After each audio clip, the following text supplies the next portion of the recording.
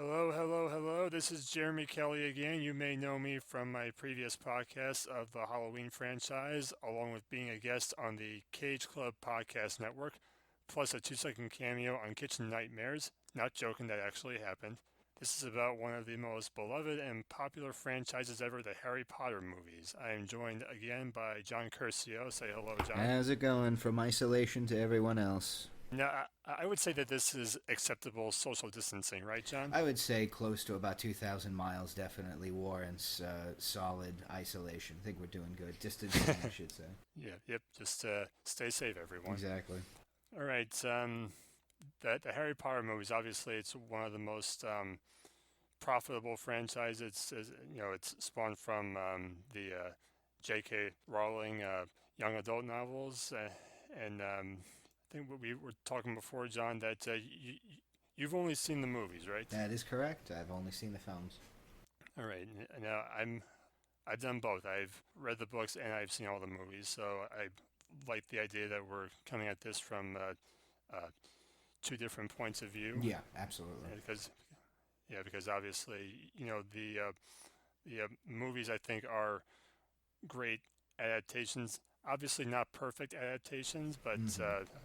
from what they came from, you know, definitely entertaining with some of the great British actors who've ever lived, I Oh, think. yeah, absolutely. It's a who's who of just great, amazing British theater actors. Now, when did you first see the very first movie? Did you see it when it first came out, or did you get into it later? I was right I was right on the ground floor when it came to seeing the first movie. Obviously it was impossible for you to not be aware of the Harry Potter insanity all around the world. I mean, it was such a crazy phenomenon even before the first film came out. I think about four books were published at that time, 5 books. I can't Four. remember. Yeah, there you go. And it was a very interesting time because I feel like fantasy films had kind of gone the way of the dodo. I don't think too many people were really yearning for fantasy, but No, I we mean, had but it was a fortunate thing because that same year we had the first Lord of the Rings movie yeah, that sort of reinvigorated it on the big screens. exactly. Yeah, I would say honestly, I feel like it was sort of a great embarrassment of riches because, not to get dark or bleak, but it's kind of a bleak time right now. But 9/11 had just happened a few months prior, Hmm. and it was kind of a grim time. And I remember, like in a short span, we kind of had like uh, like a great hit of we had Lord of the Rings, The Fellowship of the Ring, Harry Potter and the Sorcerer's Stone, and then only then a few months into 2002 we had Spider-Man, and it was kind of making movies a lot more fun again. It was a real great time to go to the movies and to just be pure. It was just pure fun, unadulterated entertainment. And wizards, honestly, wizards were never really my thing. I was always like a Star Wars kid, so like wizardry and swords and sandals actually didn't really wasn't as exciting to me as I was getting older. So movies like Harry Potter and the Sorcerer's Stone kind of pulled me back into that.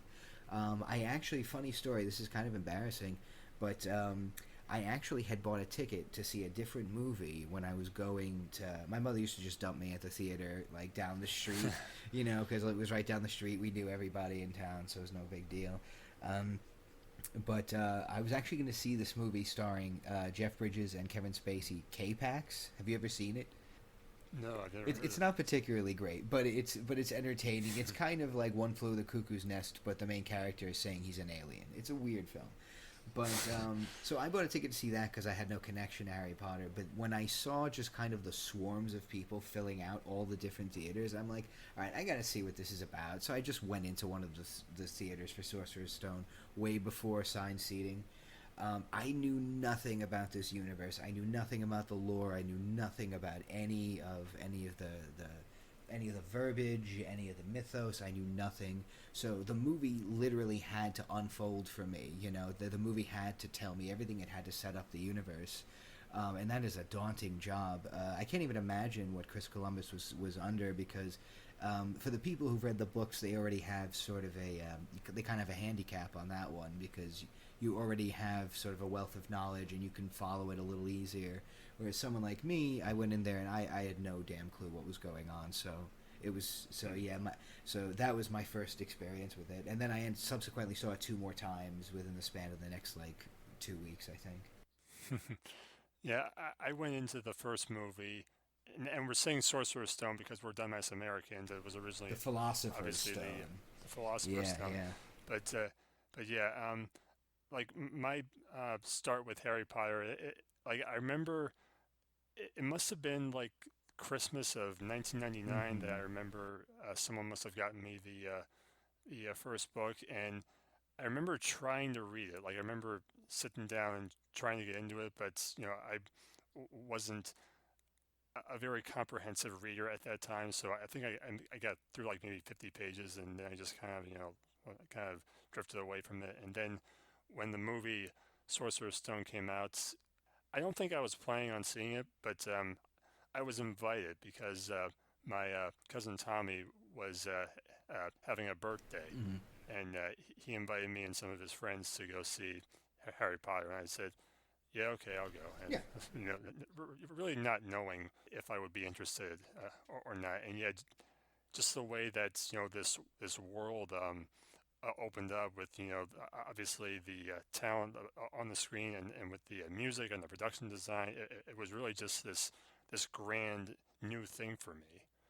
Yeah, absolutely. I mean, the aesthetic is so pleasing as well. I mean, just the wealth of color and everything very very decisive, and from breaking down the colors of of each house to the designs of the owls and the robes and the castle. I mean, it every single detail really has to be kind of down to the to the very last detail. So building an entire universe from the ground up like that is a very daunting task for any director. So having to kind of create that world physically, I mean, obviously there's a lot to go on in terms of detail in the book, but at the same time, you have to bring this universe to life, a universe that so many people have already been living with in their imagination. Yeah, the production designer of this, actually for each movie, was Stuart Craig, Mm-hmm. and I think just routinely a fantastic job. I think. Yeah, absolutely.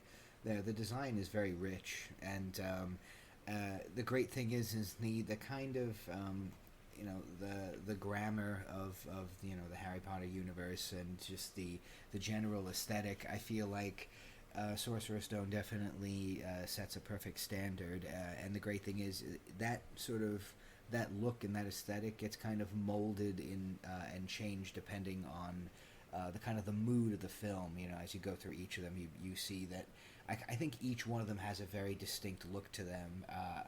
I think you Yeah. could probably tell pretty easily when you see a frame of each of these movies. Despite it all looking very cohesive, there are still very distinct differences between each film.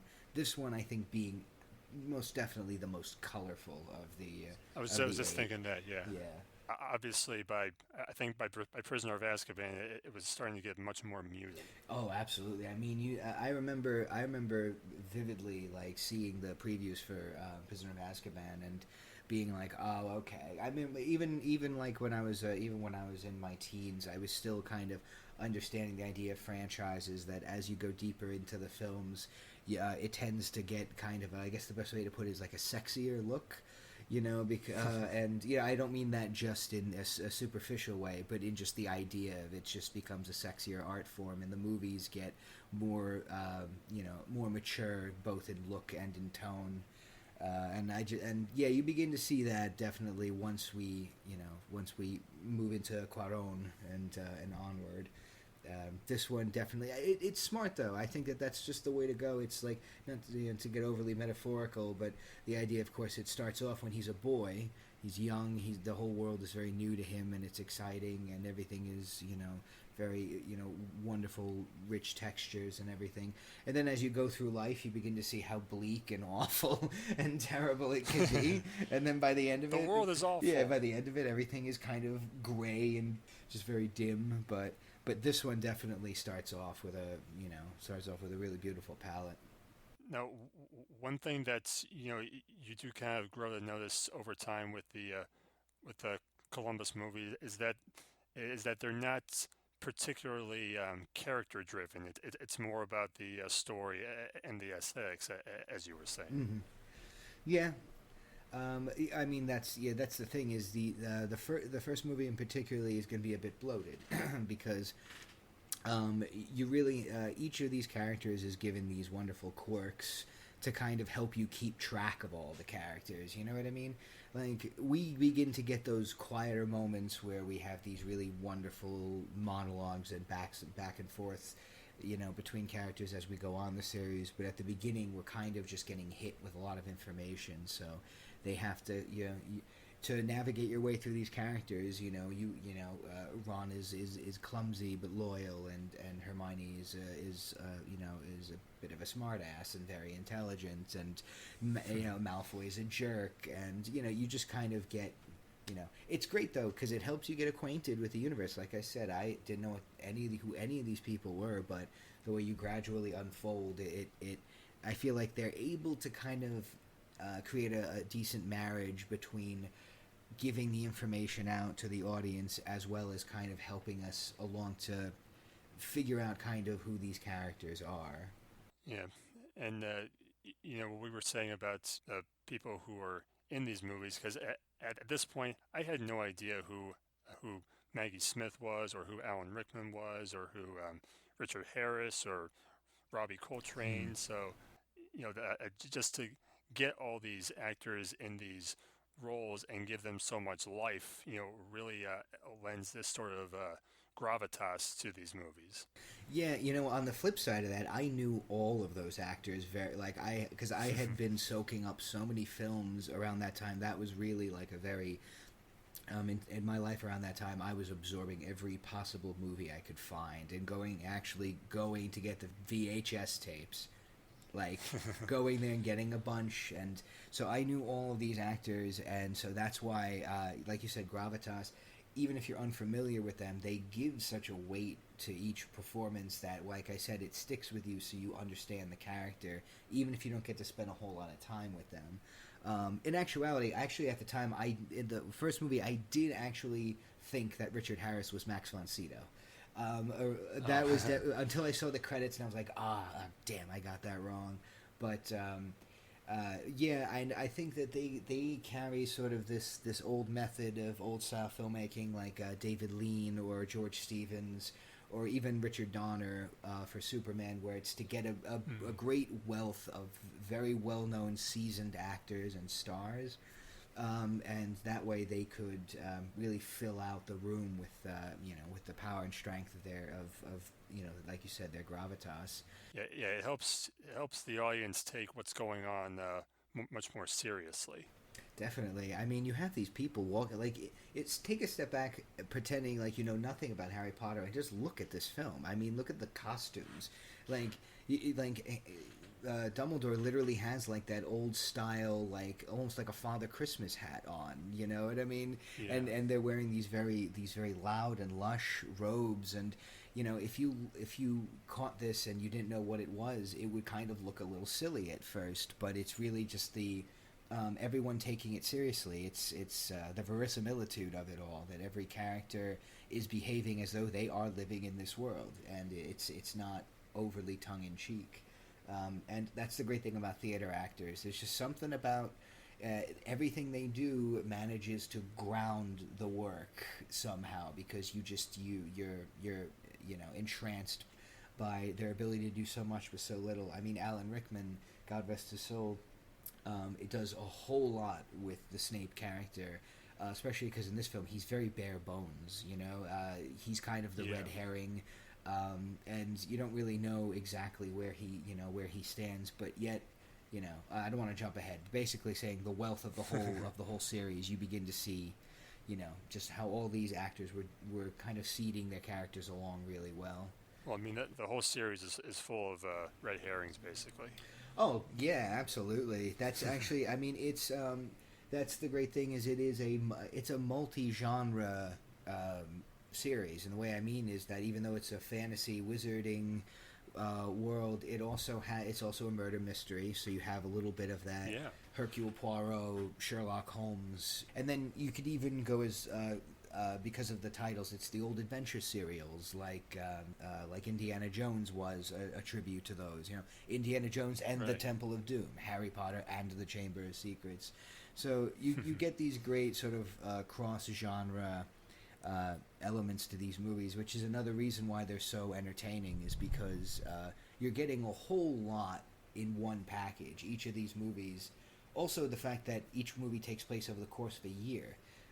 That allows the movie to breathe a bit. I mean, so a lot of people, I don't know if you do, but I know a lot of people equate Harry Potter films with Christmas, which I always thought was interesting because at some point in each film they celebrate Christmas because it's always about the midway point.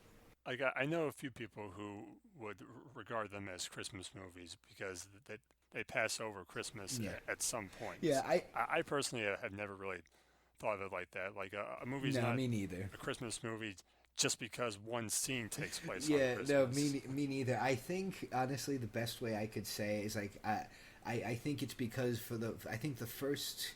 I think a few of the films came out during the fall season, particularly the first two came out during Christmas time.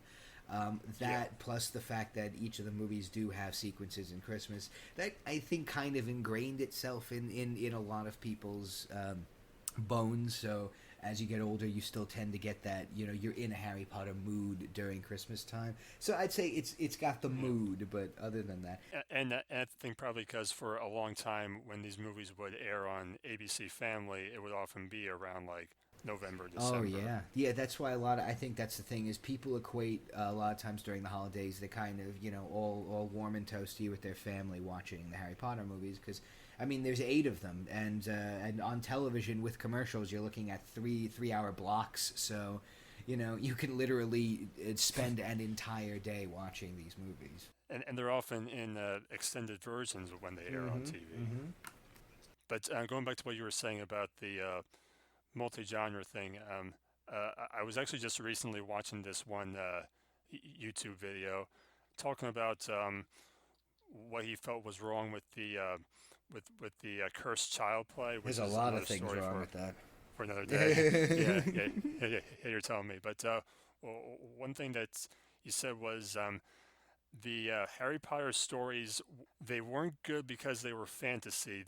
They were good because they were mysteries disguised as fantasies. Yeah. And what you said about Cursed Child was that it was a time travel story disguised as a Harry Potter story. Yeah. But again, that's another story. We don't want to get into that right now. Yeah, yeah, the time travel thing definitely is something I will be discussing at length when we get to Prisoner of Azkaban.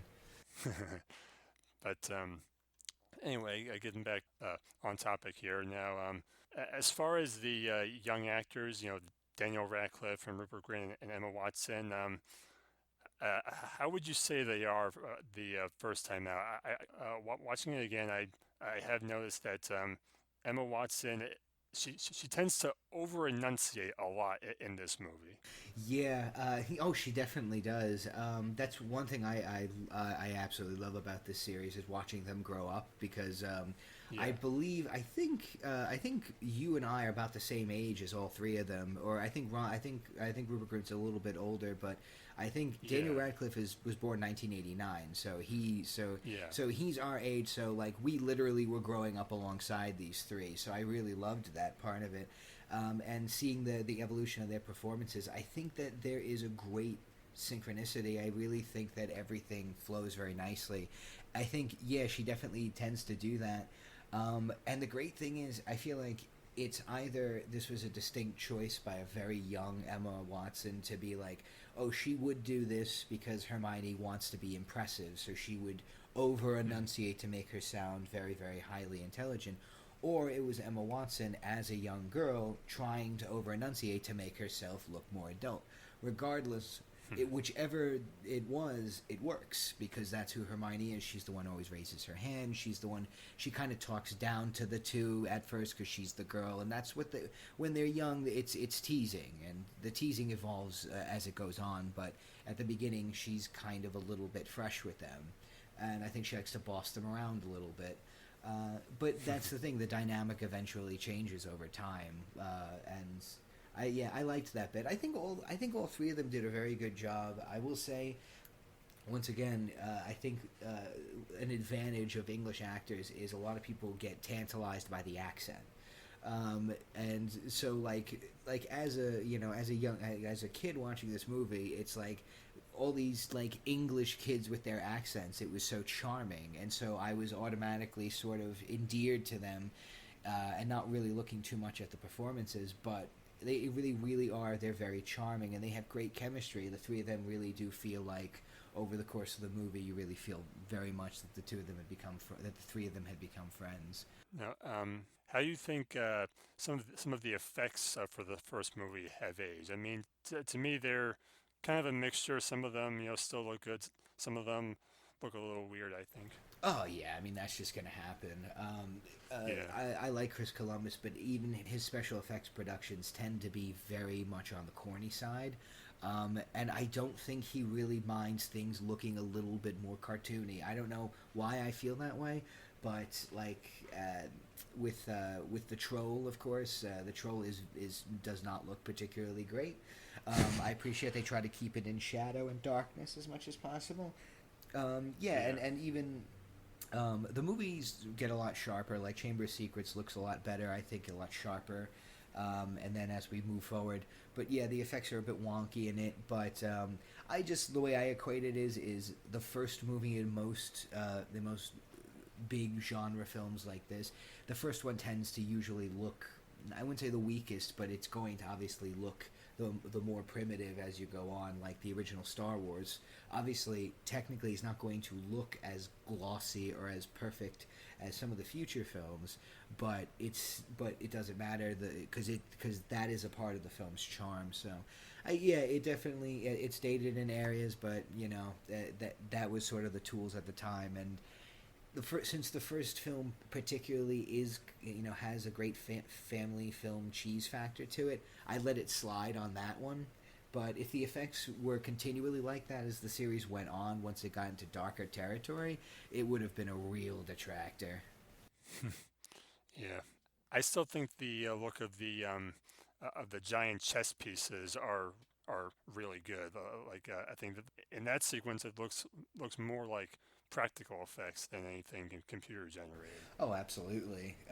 That whole sequence is great. I think well, not only is it a great looking sequence, but I remember seeing it and I was just like, by that point, man, you really see that even though it's a family film, these characters do kind of have to go through hell and life and death decisions.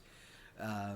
And like they're all like cut up and bruised, and like they're trying to make calculated decisions on a chessboard. And Ron makes this very selfless act, and it's a very powerful scene for a movie that is basically a movie about children, studying to become wizards and all that. So. Yeah, the movie knew when to get into those serious territories, and just the drama of that scene is very well directed, and the look of it in general is very stark and uh, very foreboding.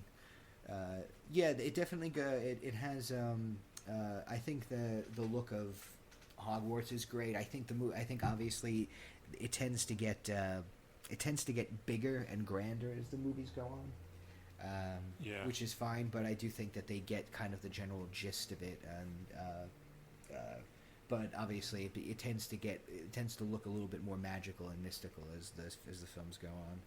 I still remember just how blown away I was seeing Hogwarts for the first time and seeing the Great Hall and seeing Diagon Alley. So like for nostalgia reasons, the first movie has always held kind of a special place for me.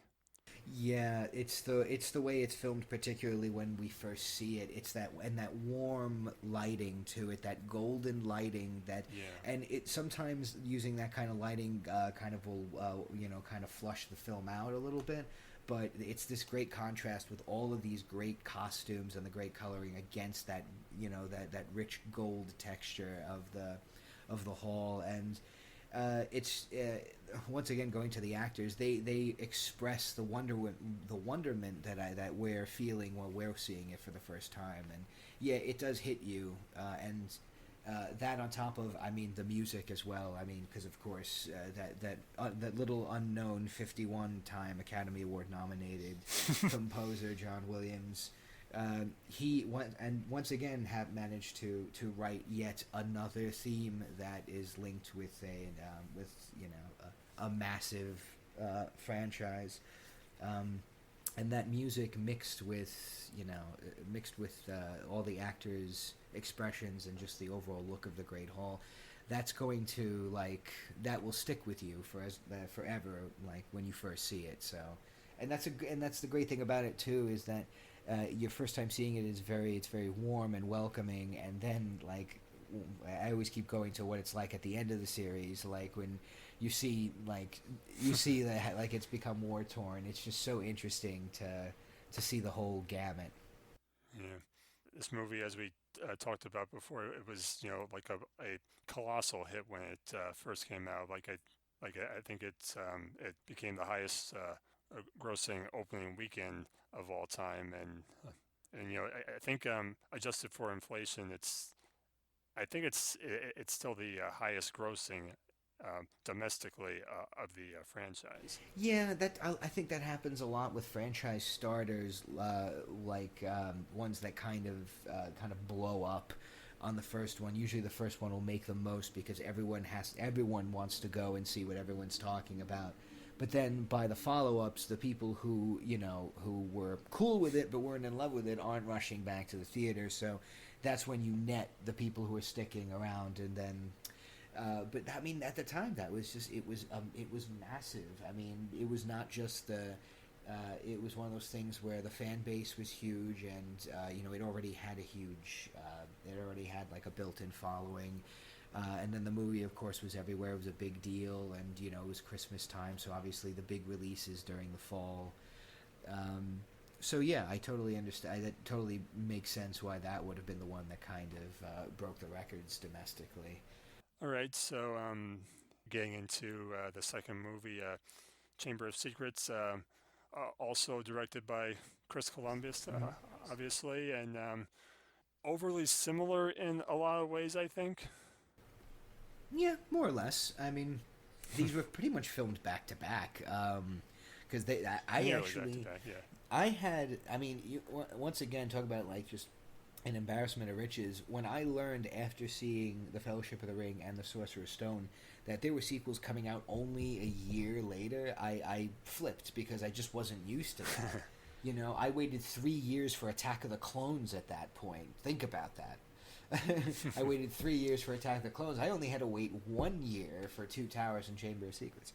But anyway, yeah, this one is considered I think most people consider this the weakest of the eight. I think this is the one that kind of gets unceremoniously knocked to the bottom, if I'm not mistaken. Yeah, and I can kind of see where they're coming from, but this is adapted from what I think is the weakest of the books. But Mm-hmm. I feel like this one has like just some of the coolest action scenes that are like expanded upon from the books, and they kind of cut down what I felt didn't work so much about the book, because in the book this Gilderoy Lockhart was like kind of insufferable, but he's made really funny by Kenneth Yeah. Branagh in this movie. And I just thought like the look of the Chamber of Secrets was really cool, and the Quidditch match was really exciting, and yeah, I don't know, I never really got on the hate train for Chamber. Yeah, I mean that's the thing is I'm not sure how much if there's any vehement hatred towards it. I think it's just one of those things where you kind of have to pick the weakest during the rankings, and I think Yeah, just by default this one tends to fall to the bottom. But that to me that doesn't mean it's bad. That just means that it doesn't tick as many boxes as other films do. The first one has the advantage of being the intro. The middle ones have the advantage of turning the story, and then the in betweens have the penultimate episodes. Then have the strength of being the rising action, and then you have the finale. But basically, Chamber of Secrets is the Tuesday of these movies, where there's no feel to it. It's not bad, but yeah, it does. It's got some great action sequences. I do love. I love the addition of that of what was the name of the spider, Aragog. Aragog, yeah. This also has the introduction of Lucius Malfoy, who I think is one of the most entertaining characters in the series.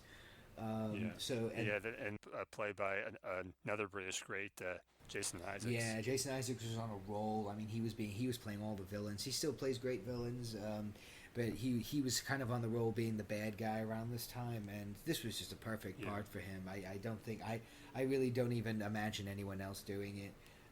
Kenneth Branagh is a great addition. You put it right. You nailed it right in the head. I remember watching this for the first time. I was laughing from the moment he came on screen. There's just something, but you can tell he is just having a blast doing this, taking yeah, a break from his Shakespeare for a minute. And yeah, I mean, he's a bit of a jerk. Obviously, I mean, you can't help it. Like he is a bit of a prick, but at the same time, he is very charming and fun, and you know that there's something up with him. Especially because obviously the first film sets the precedent of the Defense Against the Dark Arts teacher being something other than they claim. In the first, Quirrell ends up being the essentially the host carrying Voldemort, whereas this, he's not the main villain, but he's still he's still causing a lot of issues, and he's a fraud, and obviously he yeah, puts the kids in danger at the end.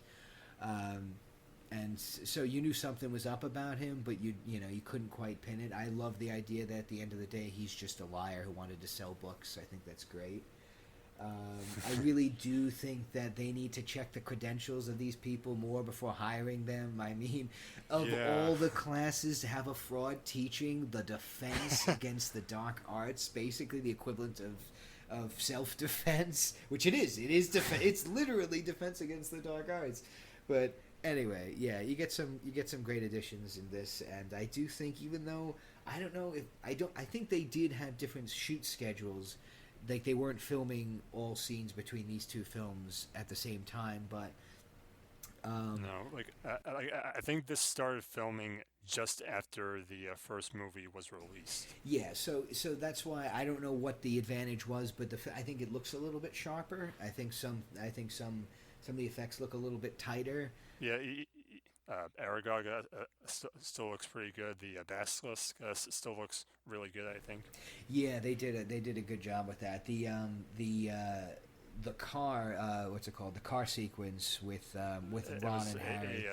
it was a Ford Anglia, I It's think. fantastic. I mean, that was a Yeah, great way to, because we already got to see the magic of platform 9 3/4 with going through the wall.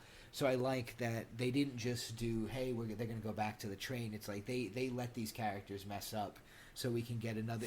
They just find ways to work these sequences in organically, so that the action doesn't always have to be good guy versus bad guy. Like you said, you have the Quidditch match, which is more intense, and in this one, I think it's better directed. You feel the stakes a little bit more, and the effects are a little bit sharper, and the film's a bit darker too. I mean, this is a darker movie, yeah, even if it's at the beginning of the series. Um, Another element I really like in terms of additions to the cast, this is the one where we meet Tom Riddle. And hmm I'm glad, honestly, for this. I was glad that I didn't read any of the books because these mysteries actually were mysteries for me. Because I was like, I have no idea who the villain is here, and I had no idea that this kind of mirror character for Harry was going to end up being Voldemort. I think I would have picked it up now, if I was watching this series. I didn't know anything about it. I think I'd be able to put it together. But at the time, I remember being pretty surprised by it. And the irony, of course, is even though this film may be a little lower rated, it ends up being one of the big sort of decoders of the cipher that is Voldemort. Because at the end of the series, you realize that a lot of elements were set up in this film that ended yeah, up playing a yeah. big role in the finale. Now, What do you think specifically? We were talking about effects earlier about the Dobby character in general. I think, I mean, at the time, I was pretty impressed by it. It's funny, yeah, like obviously these films run on different channels all day, and I think a couple of times recently, I caught Chamber of Secrets, and then later on, I caught one of the latter films with him in it, and which I think was Deathly Hallows Part One. And I was like, Yeah, yeah, you can tell the difference in years between his appearances because he definitely looks like he needed a couple of re-renderings in Chamber of Secrets. But as it stands, Toby Jones is his voice and just the general kind of, geography of the character kind of helped, allowed him to be more animated, which helped cover up some of the, I don't know.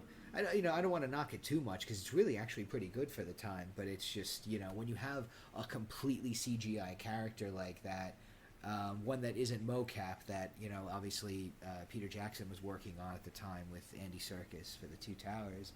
It just wasn't that level yet yeah, for them at least. yeah. I mean, it came out just like a few weeks actually before the Two Towers Yeah.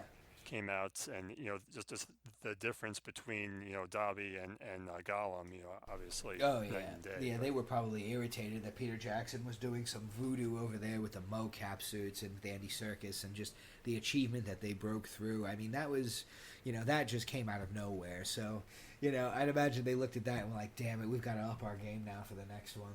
now, I have always noticed that the music for this movie, it uses a lot of the same cues for a lot of the same tracks. I mean, it's still John Williams again, but he wasn't totally involved with it this time. I read that he was too busy working on Catch Me If You Can, so they brought in William Ross to like do the arrangement basically. Yeah, I mean that's not all that surprising. This kind of feels as though like it's kind of like a Superman 1 and Superman 2 situation where they were kind of filming those back to back, but at the same, and then eventually the second one became its own production after they dropped Richard Donner. But John Williams didn't return for the second one, but Ken Thorne took over, but for the most part, we're using his themes that he had written for the film. But of Hmm. course, a lot of it is when you do a sequel, especially one in such succession to the first one, you're going to get a lot of the repeated themes to kind of still keep people situated into it.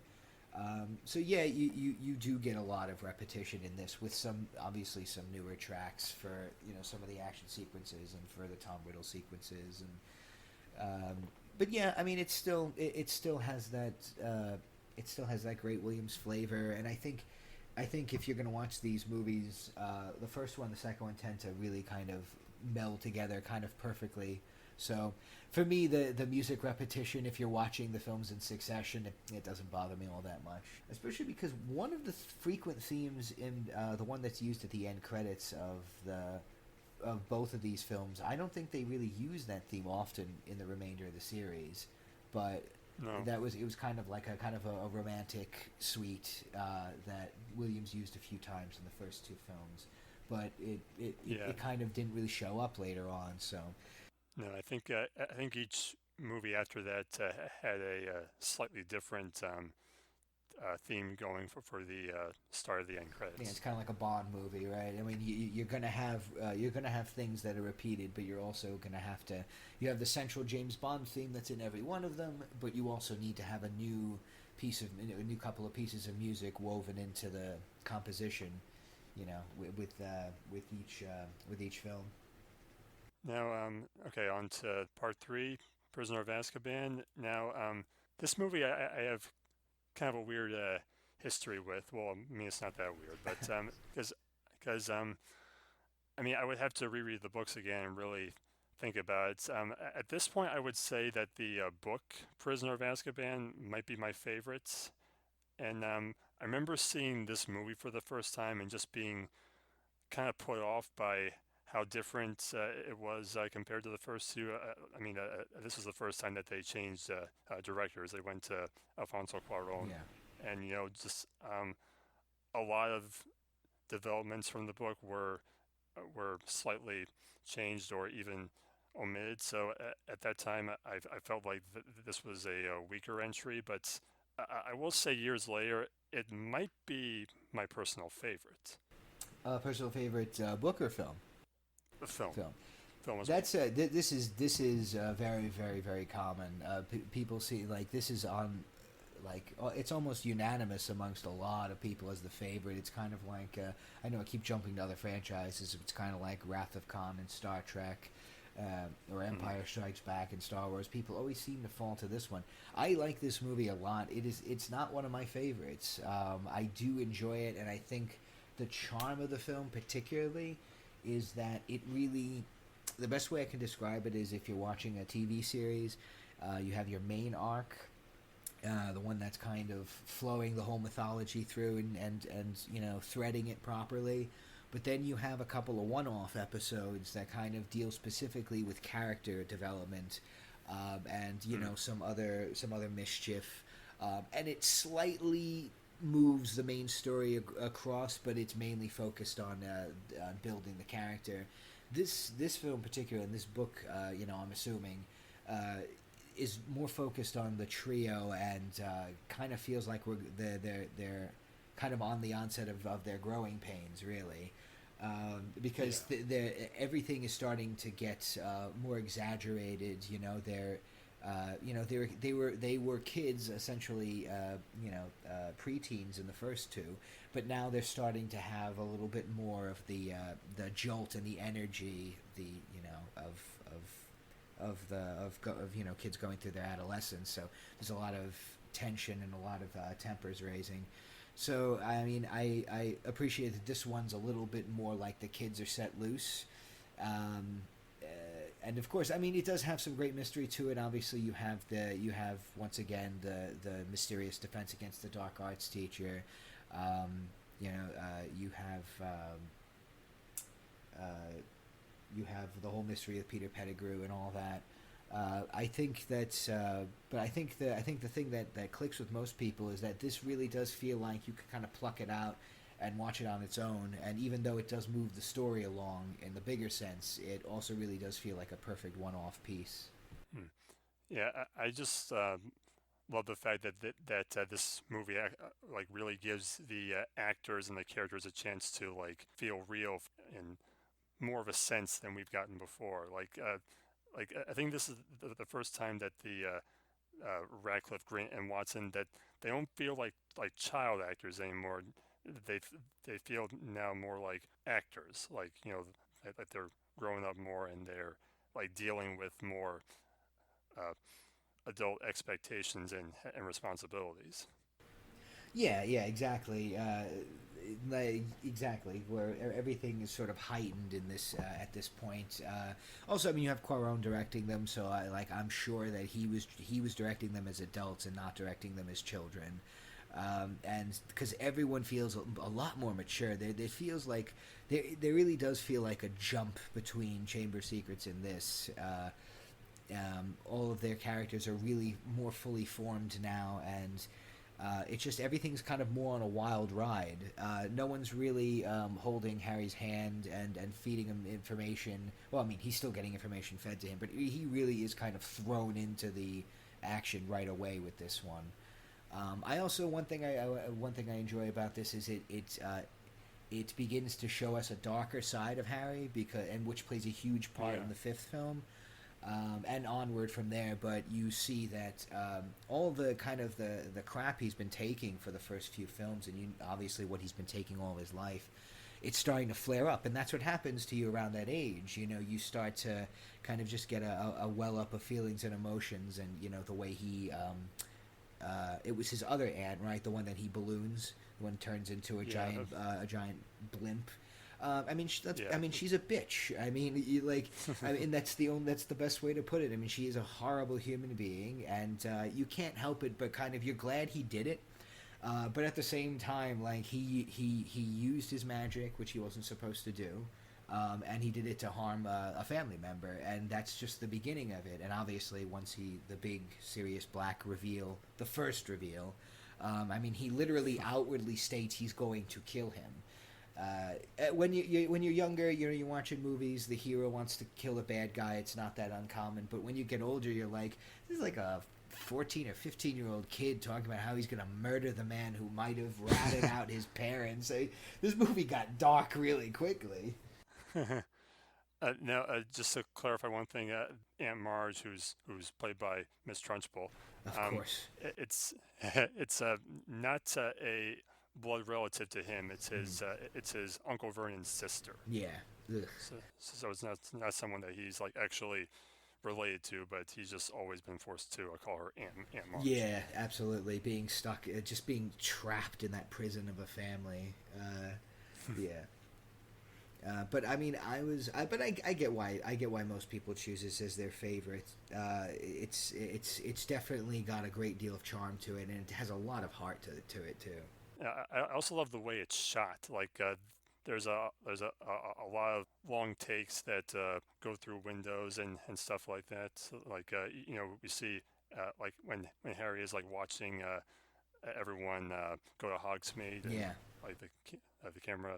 Well, I mean, first of all, it has probably one of the best winter transition shots where yeah. it starts with Hedwig flying and it's still kind of the fall, and then it starts snowing as she passes by the camera. Yeah, yeah.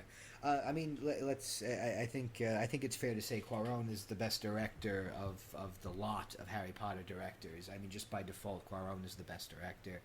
And Yeah, he definitely switched up the sort of the grammar of the universe by being like, they're kids, yeah, but they are young adults, and so like you got to start showing that this is eventually going to be a crazier atmosphere. Um, and there's a zaniness to it. The movie's got a little bit of a freak factor, and I think what also helps is, well, I don't want to say it helps, but obviously Richard Harris passed away, and he couldn't reprise his role, so we got Michael Gambon. And Gambon, I always loved. I actually prefer him as Dumbledore. I know a lot of people prefer Richard Harris, but for me, I just like that. There's something a little off about him. There's a kookiness about him. Like he seems wise and grandfatherly, but you're also like, but there's something off about this guy too. And so I liked how he added that, and I think Quaron kind of definitely was able to kind of bring that vibe to it as well.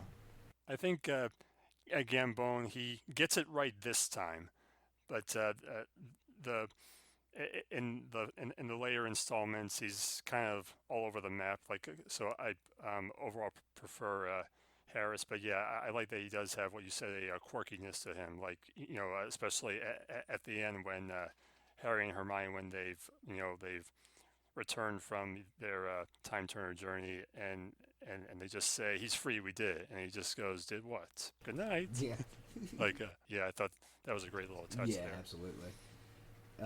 What's it called? Yeah, and but I would say probably my biggest gripe of the movie is the time travel. I think I like how it's got this kind of Back to the Future 2 thing going on, with going back Yeah. to previously done scenes. My only issue, and maybe I'm just not in, maybe I just wasn't paying attention to the lore, whether it's in the books or they say it in the films, but introducing a device that could potentially allow time travel, it becomes an issue because then you'll have people asking the question as the series goes on, well, why don't they just use that to fix this? You know, and that's the thing is Well, that's why I'm always very itchy when when a series brings in time travel.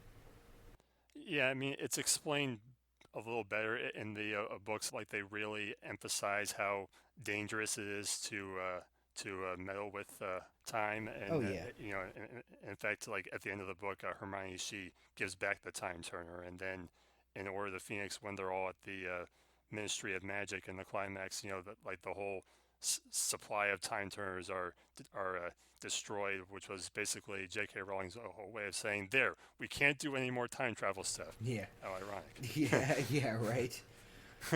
Uh, yeah, no, I figured that there was probably an explanation. I mean, it's the Harry Potter universe. There's explanations for everything. There's explanations for explanations, and that's great. It would have been nice if there was just something in the film a little bit because the very next movie, a kid is murdered point blank.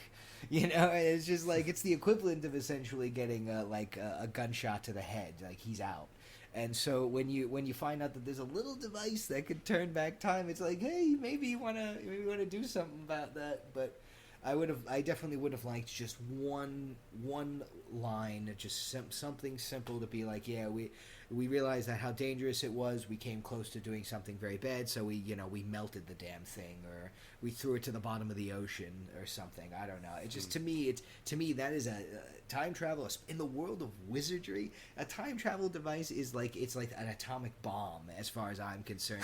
Because what can you imagine? They're already wizards. They already have powers of demigods, and now they also have the little necklace that could turn back time. Are you kidding me? But anyway, that's I'm blowing a lot out of a small thing. But the thing I completely forgot to mention, my favorite actor of all time, Gary Oldman, is in this movie. Yeah, we all.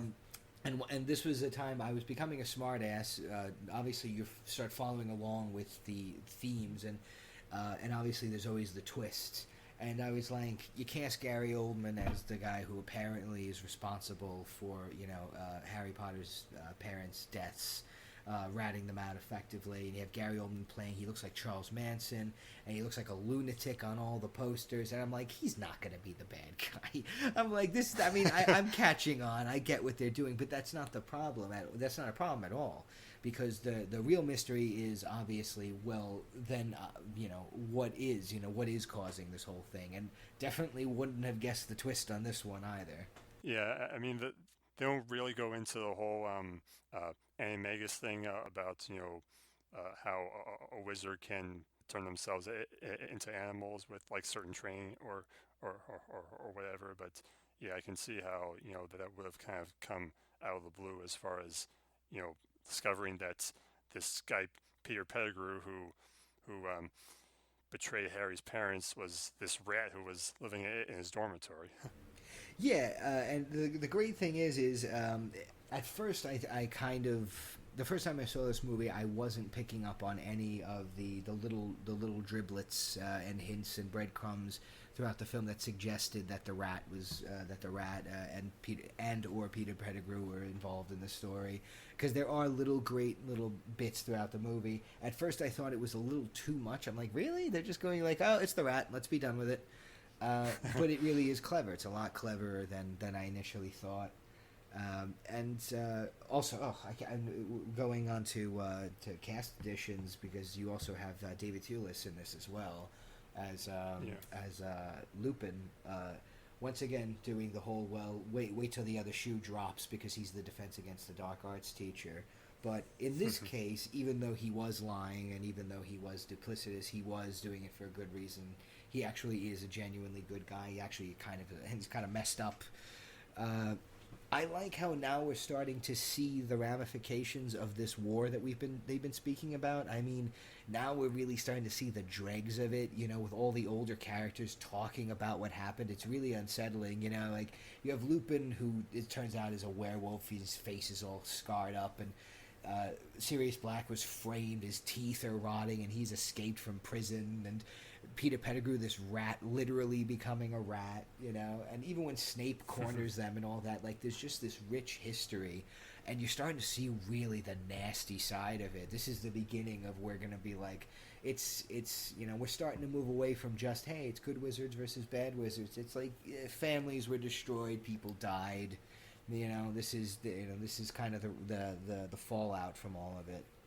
And once again, the further theme of the younger generation kind of inheriting the mess of their parents' generation, and trying to fix the mistakes that were made previous. Yeah, this movie also, I think, it kind of set the template for special effects for the rest of the series, because you still look at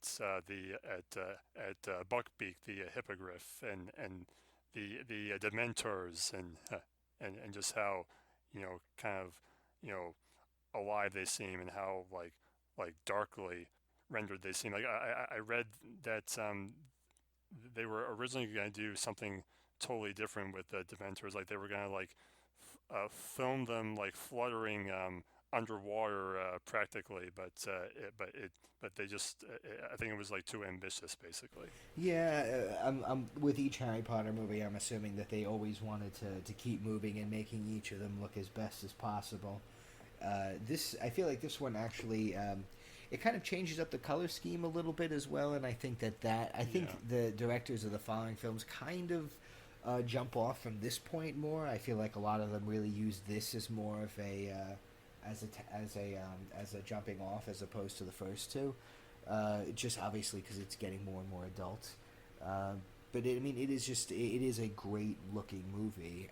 It takes you on just it changes the point of view. I mean, as the characters are getting older, the world is looking different now. So it just makes sense that the world still is rich with color, but it's starting to show kind of the moral grays of everything, and like I said, the ramifications of everything that's happened previous.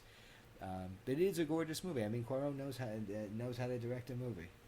yeah. Also, like it expands the landscape around Hogwarts a lot more. Like I mean, it always kind of threw me It's less that congested. yeah, and I mean, it always kind of threw me that Hagrid's cabin is now in a totally different location. It seems like, Yeah, but but like the addition of the courtyard that's would come into play in a later movie, and that bridge. yeah. Yeah, no, it really it opens it up a little bit. I wouldn't say I want to say that the first two were claustrophobic, but they definitely kept it very grounded. Occasionally going out into the forest, but even then, kind of very tightly shot. So you weren't really getting kind of much of a grandiose nature of how big the landscape and just how much real estate that they they seem to own. But yeah, this movie it has my favorite like little bits of character moments. Like you know, just like a personal favorite is when Harry is looking at the Marauders map and Ron is like jerked up um, out of a nightmare where he's like, spiders, they want me to tap dance. So I don't want to tap dance. Harry's like, you tell those spiders, Ron. Okay, I'll tell him. I'll tell him. I've always loved that moment. Yeah, there's a lot of great bits of comedy in this one. The humor level definitely the humor gets better as it goes on, as obviously the humor can start to get a little bit more adult.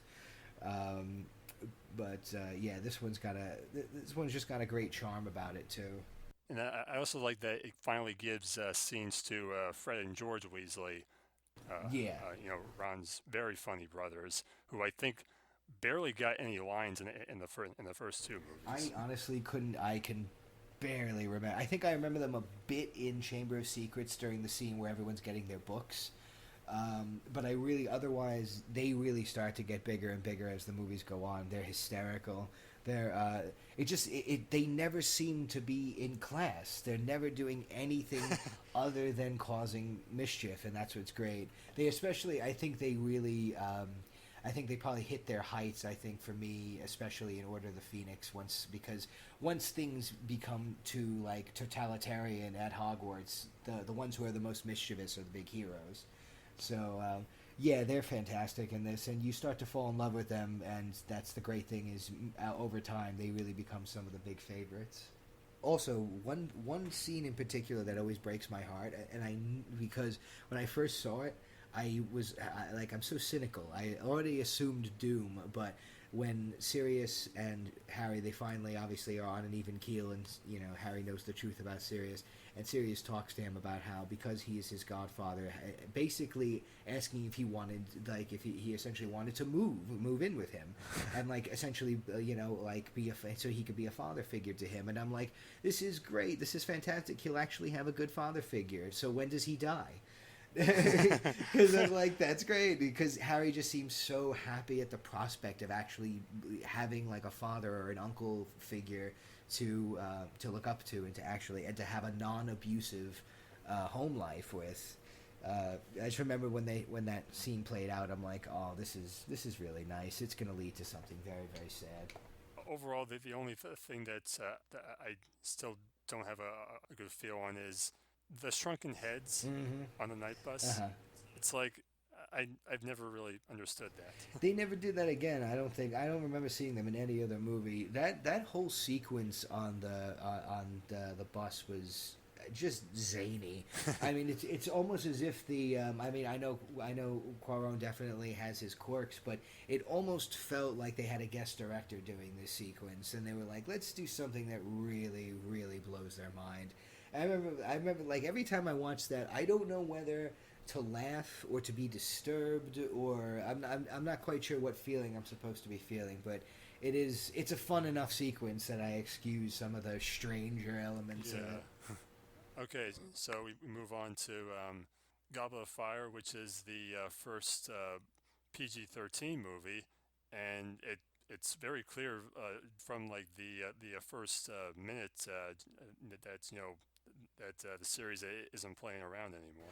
Oh God, yeah. This one, when I was watching this one, I thought to myself like, uh, I always remember thinking that the first 4 years were kind of the the young adults, like quirky, mischievous, kind of the kids run amok, and then from five onwards it's very dark. I completely forgot just how fucked up this movie is. Like this is like the whole movie is putting children in danger. The whole movie, every all of these children are constantly in danger, and it's not like, oh, because they're running off and getting their and sticking their noses in other people in in dangerous business. They're literally involved in a tournament that is like sponsored by not one but multiple schools that are doing this, and like you literally, I think the series say it, someone says people literally die in this tournament, and I'm like, then why do you hold it? but but regardless, throwing all that out, this really is the one where it's like the opening is out of a horror film. It's very dark, it's very unsettling. Yeah, the way it starts with the snake like going through these skulls Yeah. and this sort of statue of like the Grim Reaper, Yeah, basically. yeah. This is while Prisoner of Azkaban definitely started to get a little bit more mature. This one really kind of takes it hard in that direction, especially because it opens up with a murder. I mean, the old man gets killed. I mean, there's no way you're looking at that scene thinking, "Oh, I'm sure he'll be all right." Um, and also I like the fact that some of the lines of dialogue in that in the mansion actually play a part in films later with the with the Voldemort fetus talking about the boy having to do it. Um, yeah, it's a great opening. This movie in general is it really is setting the stage, showing just how dangerous and dark things are going to get. And this is kind of a crazier one too, because as I was talking about, tempers being raised in the previous film because they're getting older. This is the one where the kids are just absolutely unbearable. They're all, and I remember what it was like to be that age. I was a kind of a grouchy old man when I was that age, so I hated everyone at that time. And then watching this film again, I'm like, I remember why I hated everyone my age at that time. Everything is just, everyone is so full of emotion.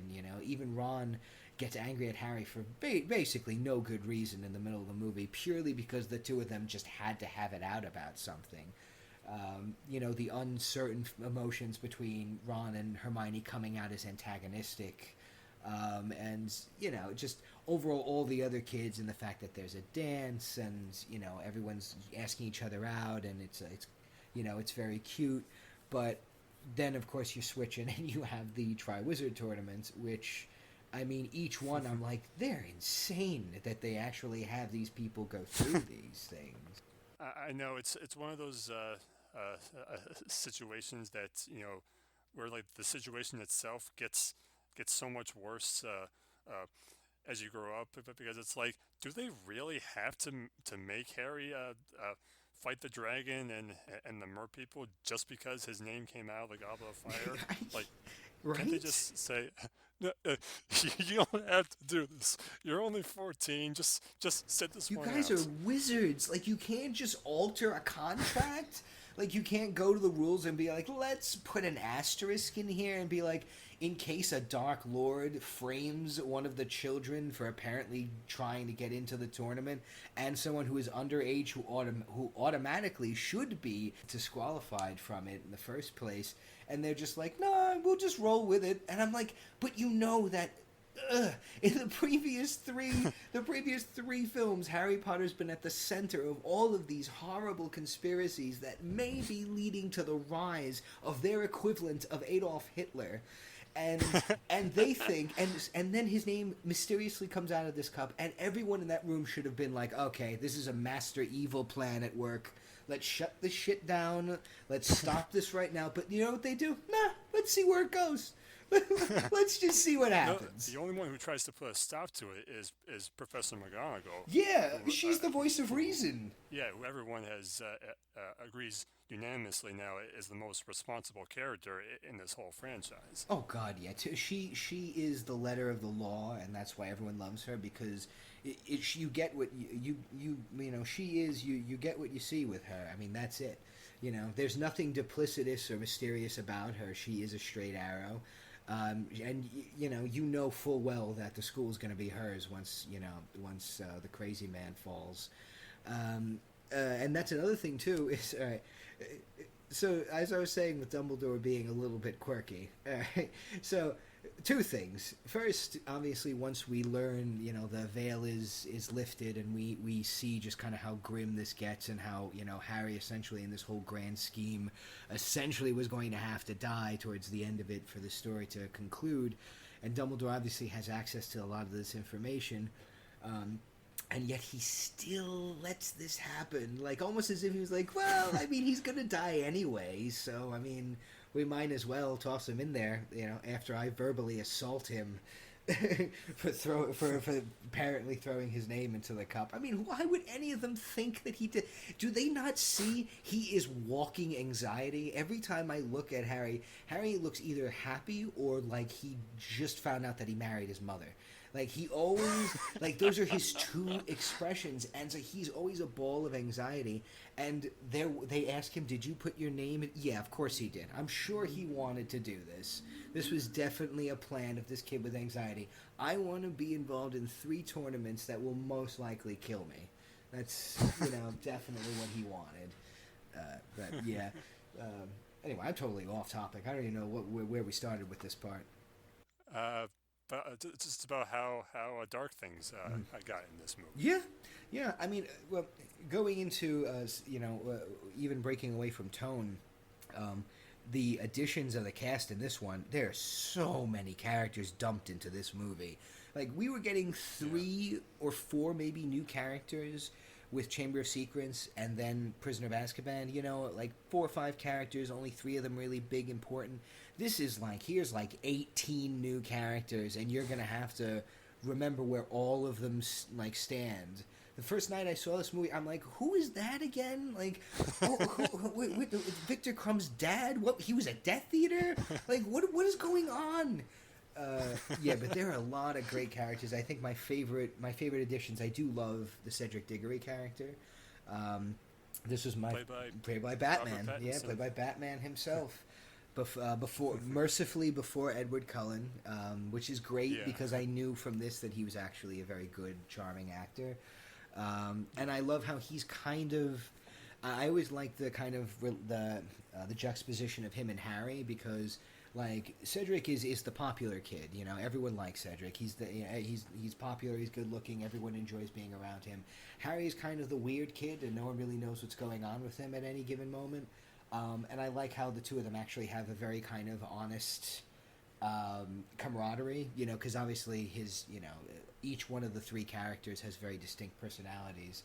And I like how, even though the 2 of them are essentially competing from the same school, there's a great companionship, and that obviously leads into the 2 of them attempting to team up and get out of the last scene alive. But yeah, the weight of the character really is definitely given to him a lot by Robert's performance, because the character's not in it a whole lot, but I feel like you're with him enough that you really feel it when he's the one who gets. He's sort of the sacrificial lamb. He's the first kid I think he's the first kid technically that gets killed, like the class Yeah, that we're I think following. so.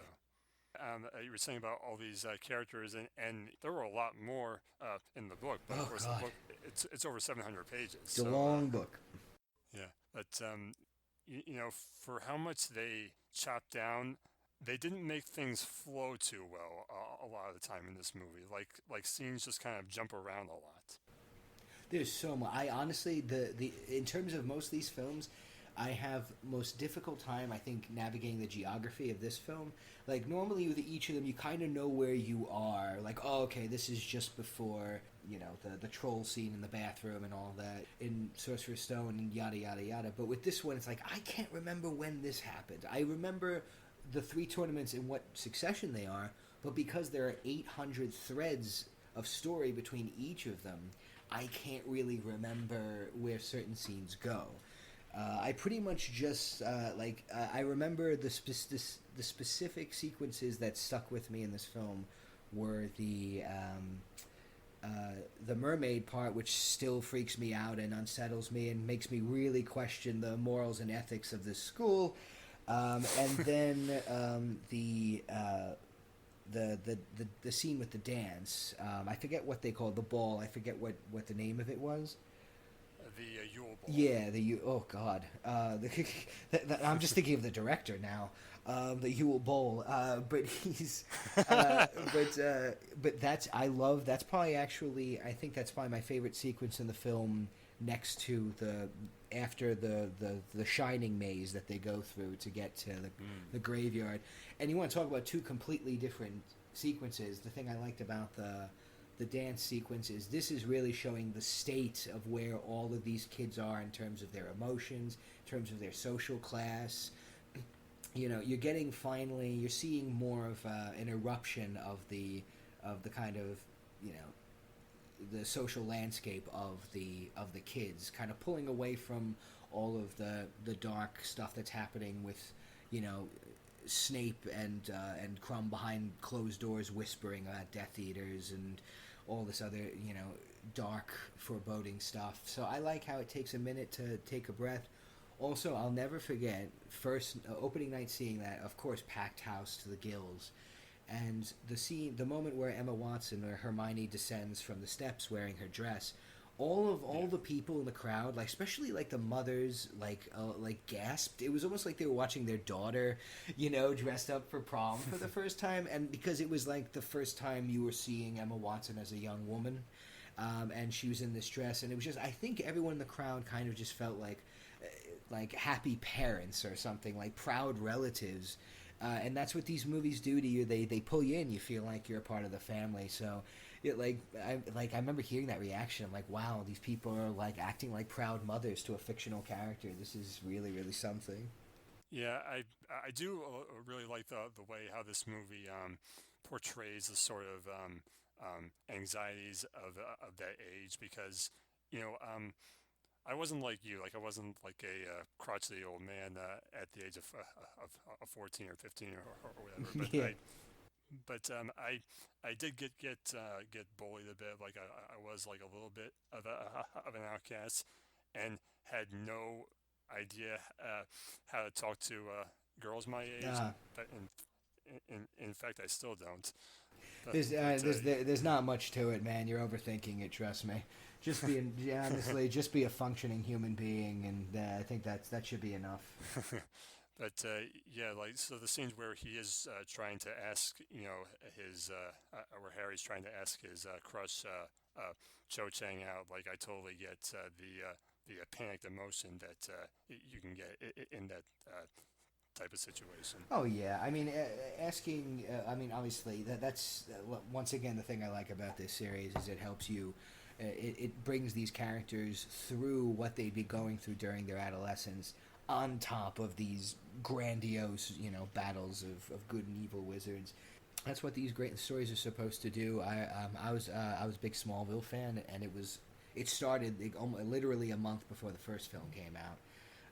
And the charm of that series, particularly the first 4 years, was that they were finding ways to tell stories of Clark learning about his abilities going through high school. So they were tying him learning about his abilities with people, with young people, teenagers learning simple things like that, learning about their bodies changing and learning about how to talk to girls or boys or, those kind of social anxieties on top of battling supervillains and saving the world on a daily basis. But that's what hooks us into these things is we relate to these characters, and because this is so cross generational, we're moving on from how we felt when we were young, when we were kids watching these. Now we're adults. So now we're obviously going to be looking at things from different perspectives, and that's what great art does. It grows with you. So being able to connect with that by having those kinds of social anxieties, like that's one of the great things about these films, is that it's basically saying, hey, they're right there with you. They're going through the same shit you are. Obviously one of the big additions to this movie is Brendan Gleeson as Mad Eye Oh Moody, yeah. who I think is a really hysterical character in this. Oh, he's fantastic. Very difficult role to play, and once again, continuing with our theme of the Defense Against the Dark Arts teacher. It was funny. Side note: when I was working, I worked at Kohl's a million years ago, and that was the turnover rate in retail is insane. And there was one position, and I forget. It was basically the second position in the store. And there was, I forget what responsibilities they carried, but there were like 4 managers, and this one position got changed. Literally every 6 months, we had a new person in this role, and I eventually referred to it as the Defense Against the Dark Arts position, and like everyone thought it was hysterical. I'm like, because we have a new one every few months, and the next one is worse than the previous one.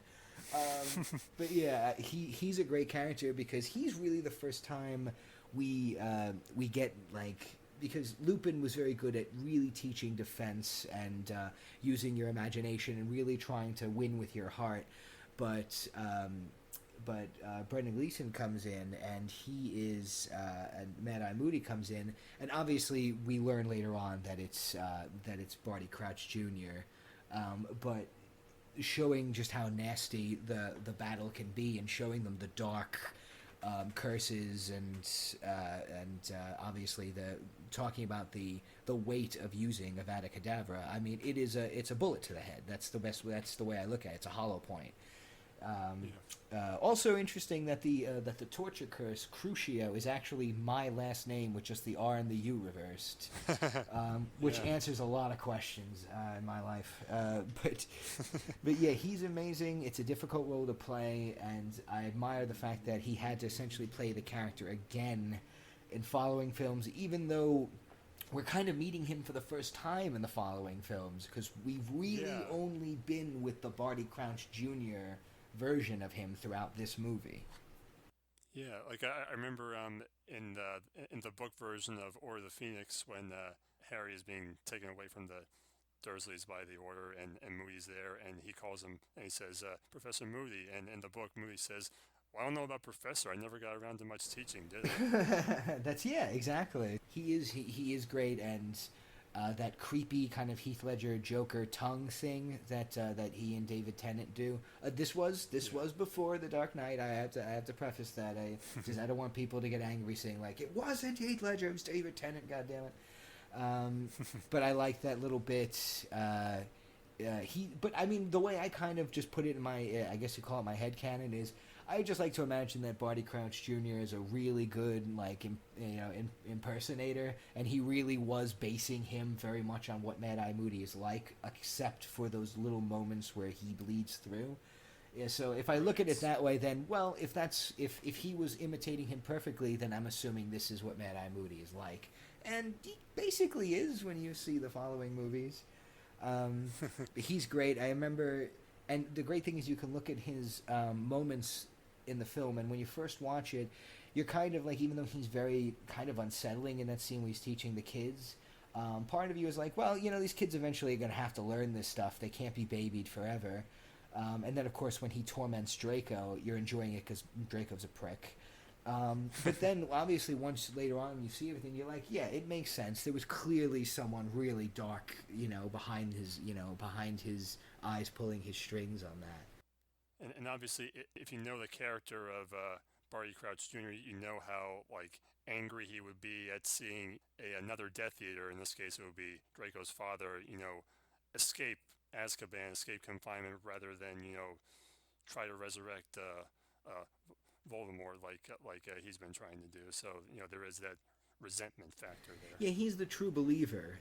He and Bellatrix are probably they're the ones the crazy eyed ones that genuinely are loyal to Voldemort. Like there's no alternate end game for these characters. They're there literally to serve him until they die.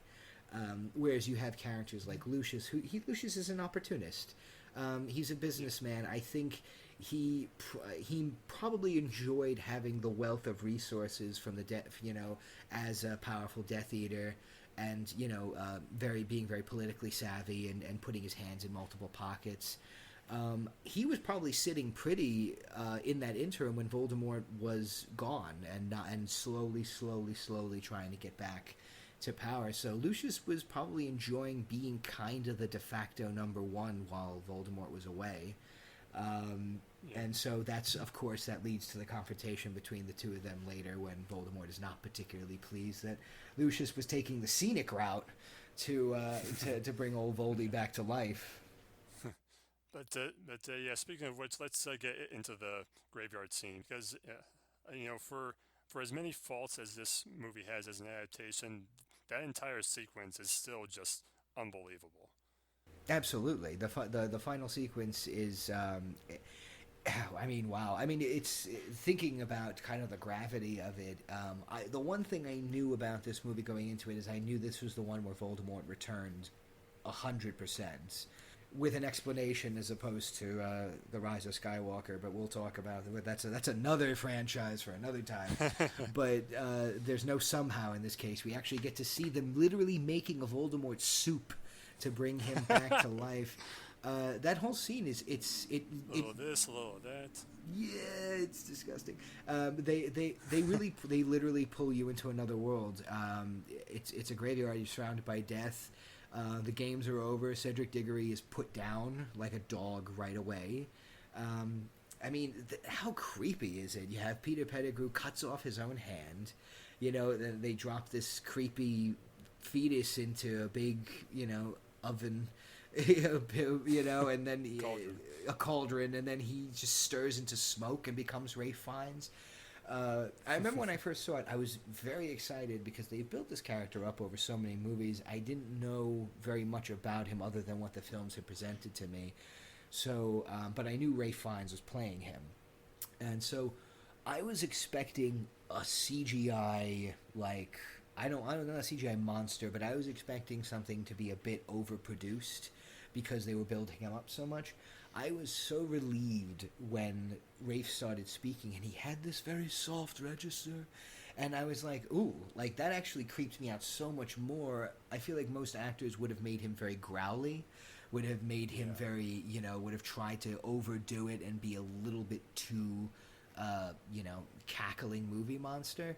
Like they would have gone for something like a Tom Hardy in Dark Knight Rises, or like Mark Hamill or something like that. Yeah, I was expecting something crazier. Mind you, Rafe definitely does add a lot of crazy to this role. But not saying it, but I felt as though doing something as simplistic as it's just Ralph Fiennes with the robes and basically some CGI dots to get rid of his nose. I like the fact that it's just that they didn't overdo it. He just looks like he's slowly becoming a snake, and I just like the way Rafe played it. That voice that he created for him is so iconic now. But the fact that going lower like that is so unsettling. And these little things that he does, like when he I could touch you now, and like when he's mimicking Harry's screams, he's just so like he just nailed this performance. I think no one would have done it. No one would have done this role like Rafe. He just he nailed it. It's such a great introduction to him. And I was surprised that we actually get a flat out Voldemort versus Harry, like they actually do have a duel. I was Yeah. completely blown away by that. I thought he's going to return, everyone's going to scurry, and then we're going to continue forward. But the fact that they actually do get to duel in this one, I mean, that's just tremendous. Yeah, I think it would be easy to say, well, why didn't Voldemort just kill Harry right away? But to me, it made sense because it was more about showing him up, about like embarrassing him, about humiliating him, about showing him I'm gonna fight this kid straight up and show that there is nothing special about him. Yeah. Oh yeah, he wants to break him down and make him feel little. It's because Voldemort is the most insecure character in this whole series. That's the whole idea. Is he Oh yeah, needs to feel bigger and bigger and bigger, and he's been sitting back, and all of his plans have essentially been foiled by the kid that was supposed to die, the first night that that this whole thing happened. So you feel kind of the rage starting to kind of bubble out of him. He wants to see the light leave his eyes. Yeah, yeah. he's just completely the way he's moving around like rapidly. His movements, it reminds me a bit of a serpent, but at the same time, you feel like this. It's almost as if someone like he's been cooped up in a small box, and finally someone opened up, and he is just flexing and moving around and just feeling all of his feelings, and that's why he's just he's as animated and as vicious and feral as he is in that. In the book version of Deathly Hallows, Dumbledore has a great line when he describes that climax where he's talking to Harry. He says that that Voldemort was more afraid than you were that night, because we see the resolve that Harry comes up with, where he steps out from behind the gravestone and is willing to die standing upright, unlike Voldemort. Yeah, I mean, he's at the end of the day, Voldemort's a coward, and that's the whole idea. Is his insecurities? He had to make himself bigger. I mean, he's a normal human being, but he had to make himself look like a snake, and he has to make himself 10 times bigger all the time. He wanted to leave an impression. I mean, he's a showman. He sees, and Harry's been thinking about him almost as much as he's been thinking about Harry, and so it's like he needs this is his moment. He has to really play it up, and he has to make him feel every single thing that he does. But going back to his ego, that's also one of the reasons why he doesn't really kill him outright. Is it because the drama of it all? It just makes everything a lot juicier. Because he's a diva. Voldemort, he loves himself. He this whole thing is just a big monument to him. That's all that matters at the end of the day. That's of course the perfect juxtaposition of the two of them. Is Harry is all about love and friends and community, and Voldemort is just all about him. I mean, he literally splits himself into 7 pieces. Like he does everything to keep himself alive. I mean, he attaches himself to the back, of a school professor at some point. He's feeding off of unicorns.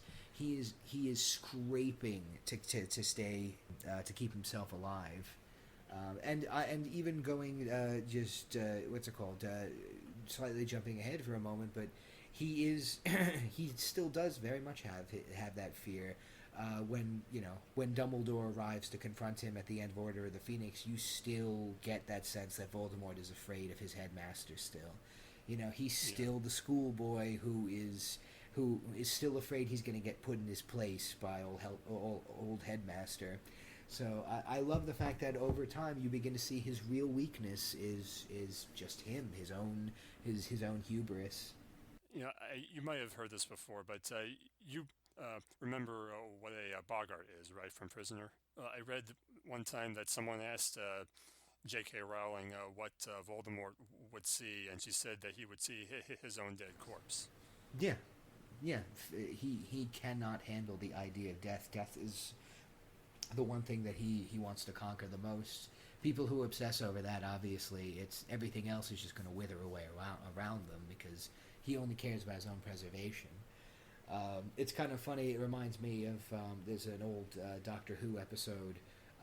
The Doctor's arch nemesis is the Master, and I forget what it was, but it shows what his worst nightmare is, and it's the doctor mocking him, and Hmm. being better than him, and that it's as simple as that. Is he doesn't want to, even to his arch enemies. He needs people to revere him or be afraid of him, because that's all he really understands. It's a great introduction of his character, because making him as vicious and as scary and as vile as he is, you know that we're in for it for the next few. Yeah, overall, I do still really like this movie. I would say that its biggest problem is just how many times it like sets up a plot line and then doesn't really do anything with it. Like the way they introduce Rita Skeeter, she's in like two scenes and then she's basically gone. And then with Sirius, Harry writes him a letter. He writes back. He pops up in the fireplace, and then That's it. and then that's it. We never see him again. And like I said, this is a very long book, and there's a lot to adapt, but it still feels like they could have cleaned some things up a bit. Yeah, I feel like they were just trying to be like, oh, I forgot we need this in there. Okay, let's just get that out of the way. Okay, let's hurry up. I'm glad that they introduced the Rita Skeeter character. Yeah, she is only in the one. There's no real thread to it. It's just then she's a sleazy tabloid reporter, and she's just making a whole lot out of nothing. Hmm. Yeah, I was a little irritated because Gary Oldman's name is in the credits, so I was looking forward to seeing him in the movie, and he's literally just a face in a fireplace. I'm like, did he even have to come into the studio, or did he record the dialogue over the phone and they just put CGI'd his face onto the? It's just whatever. I mean, I get it. The only thing that was a little annoying is like he was a character who was a big deal in the previous film, and they just introduced him, and then he's like just a floating head in a and on a few Yule logs. But regardless, but it's not a big deal if they're not that functional in the story, then it's not a big deal. But it just feels it's adding more to the congestion. And I honestly forgot about the two of them being in it until you just mentioned it. That's how to blink and you miss it. Because there's so much going on, and also I forgot to something should be said. I do think that the tournaments are pretty cool. Yeah. I think the middle one is probably I think the most is the most exciting. The last one is very interesting, but you're really just waiting to get to the graveyard because you know that competition's not going anywhere. So, Yeah. but yeah, Yeah, those I are pretty really like rich. the claustrophobic environment of the maze, and I like the excitement of when he's on the broomstick against the dragon, even though it's really kind of ridiculous that they just let this thing break its restraints and go flying all around the castle, and nobody's doing Oh anything about God, it. yeah. There's a lot of questionable stuff in terms of the staff in this movie. I gotta say, but also one thing I totally forgot to mention. Speaking of the final sequence, is when Harry comes back and he brings Cedric's body back.